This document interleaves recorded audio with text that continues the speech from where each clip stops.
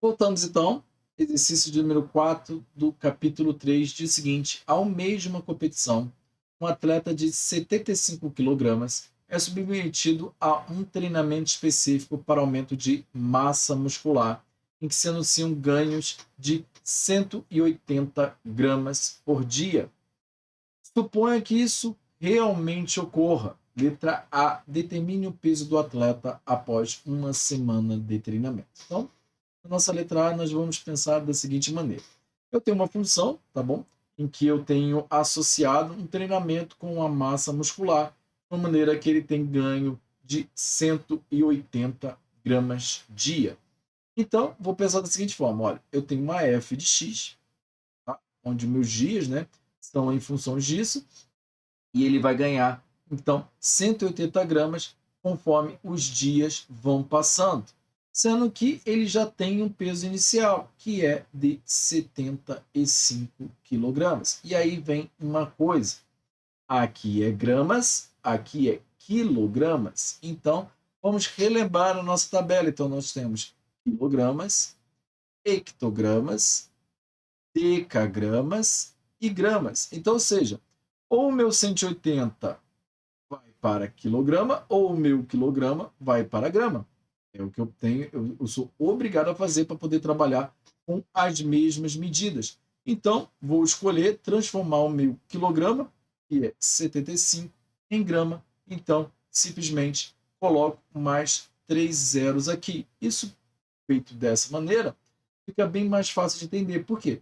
Quando o meu x é igual a zero, ou seja, no meu marco inicial, repare que o 180 vezes zero anula e eu fico exatamente com o peso do meu atleta. Então, ele quer saber 7 dias de treinamento, então, ou seja, eu vou calcular a minha F de 7, na qual diz que é 180 vezes 7, mais os 7.500 gramas. Vou te chamar a atenção aqui, vou abrir um parênteses, tá bom? Os professores de português que me desculpem, né? Mas gramas é capim, tá bom?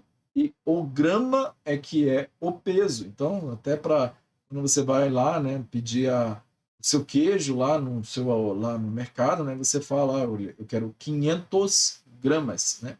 Porque se você pedir 500 gramas, ele vai te trazer feno, vai te trazer capim, mato, tá bom? Lembrando desse artigo aqui, principalmente em provas, tá bom?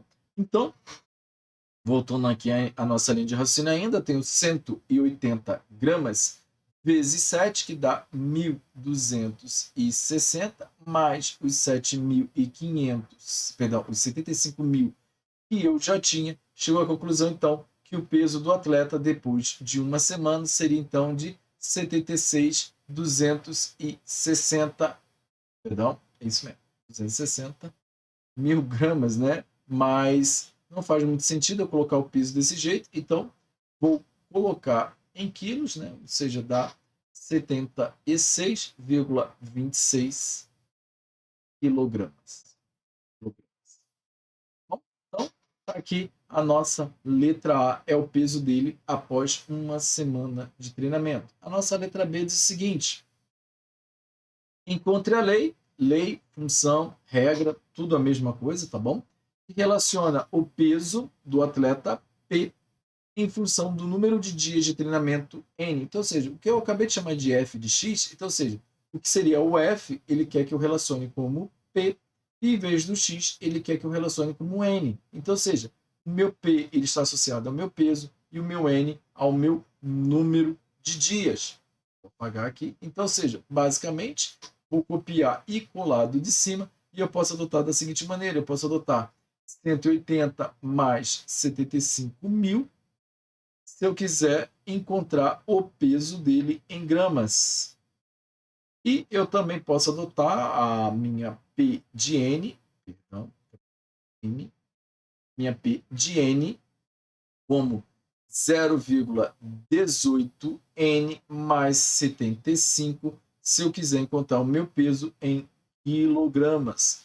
Lembrando que, como eu tenho 180, só lembrar aquela, ó, coloco 0, 8 e 1, mas eu quero chegar até o meu quilograma, então eu coloco, então, tá aqui, ó, 0,18.